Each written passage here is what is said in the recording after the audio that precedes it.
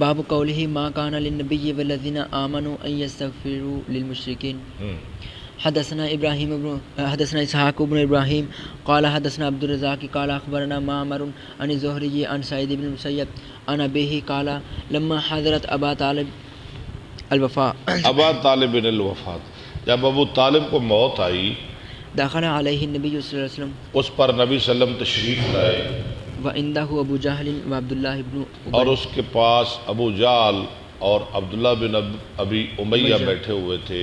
فقال نبی صلی اللہ علیہ وسلم اے عمی نبی صلی اللہ علیہ وسلم آیا چچا قل لا الہ الا اللہ کہہ دو لا الہ الا اللہ احاج لک بہا عند اللہ میں اس کے ذریعے جھگڑا کر سکوں تیرے لیے اللہ سے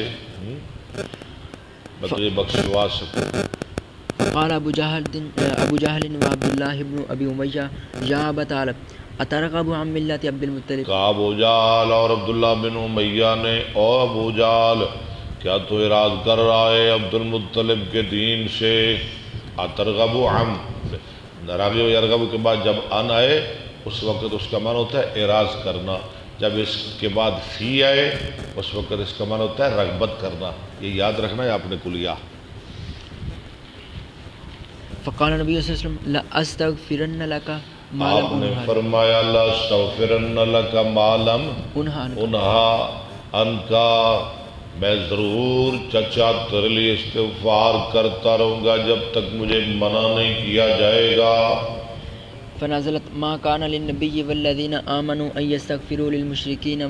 یہ آیت نازل ہو گئی نبی کے لیے لائق نہیں اور مومنوں کے لیے بھی کہ وہ مشرکوں کے لیے استغفار کریں اگرچہ وہ رشتہ دار ہی کیوں نہ ہو. ولو كانوا اولی قربا من بعد ما تبین لهم. ہاں جی بعد اس کے جب واضح ہو گیا کہ وہ دوزخی ہیں. بسم اللہ الرحمن الرحیم. اب بڑا سبق پہ آئے 8 بجے آن کے تھوڑا پڑھ لو. باب قوله لقد تاب الله على النبي